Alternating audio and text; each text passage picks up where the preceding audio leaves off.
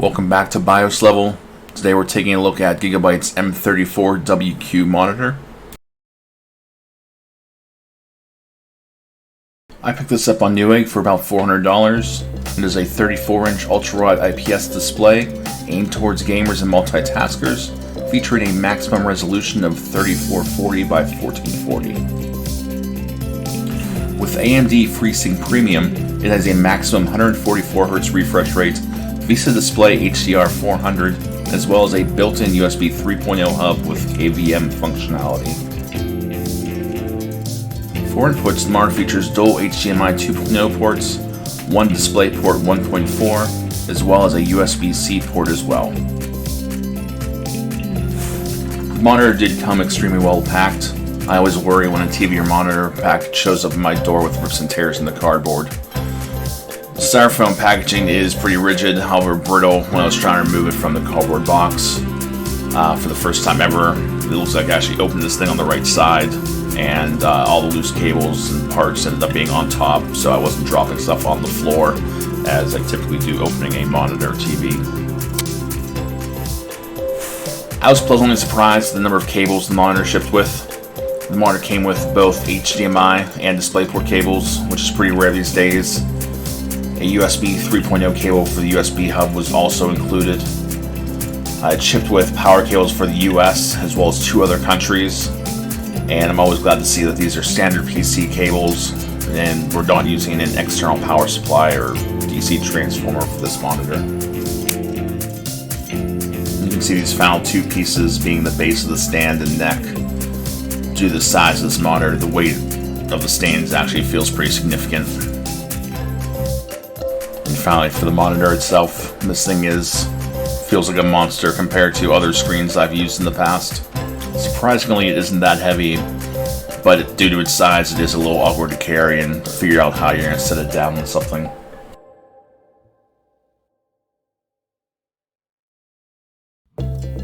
Looking at the bottom of the monitor, all the inputs are facing downward. This will make mounting the monitor in a tight spot relatively simple. Opposite the AC input, the various display inputs are grouped together.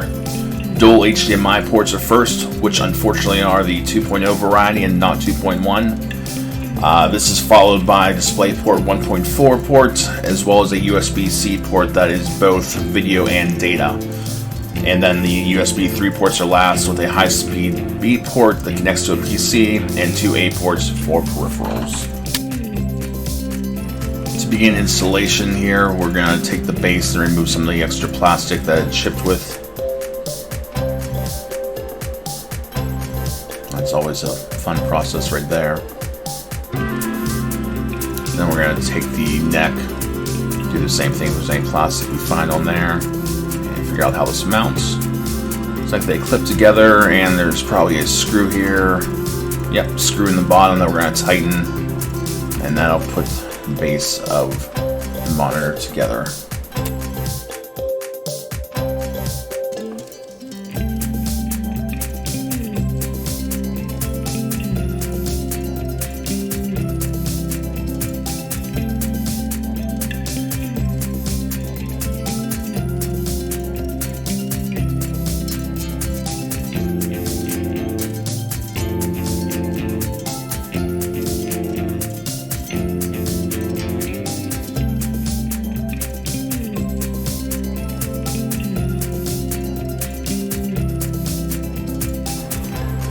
Once the neck has been assembled with the stand, we're going to take the monitor and mount it on the stand.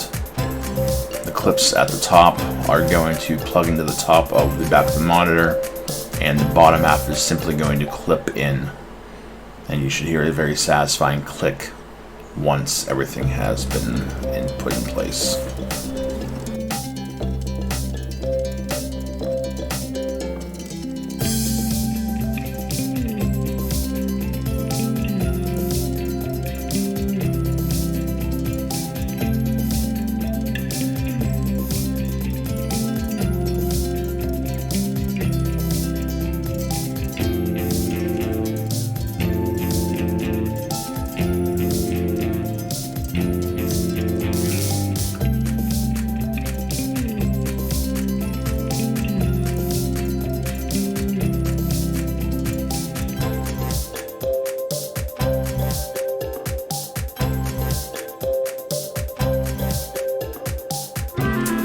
here we are with the monitor hooked up to a Lenovo ThinkPad running Jammy Jellyfish with a Mac keyboard and a Logitech G502 mouse.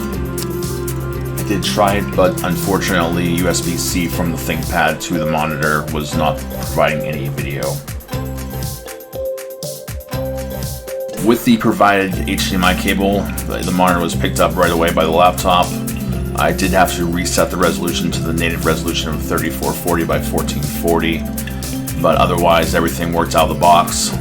But you can't see here the refresh rate is limited to 50 Hz from this laptop at least.